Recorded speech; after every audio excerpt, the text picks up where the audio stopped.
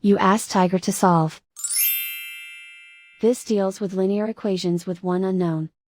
The final result is x equals -21/20. Let's solve it step by step. Simplify the expression. Simplify the arithmetic. Group all constants on the right side of the equation. Subtract 21 from both sides. Simplify the arithmetic.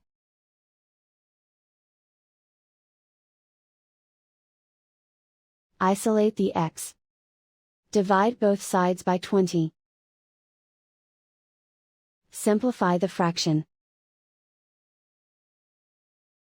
And so the final result is x equals -21/20.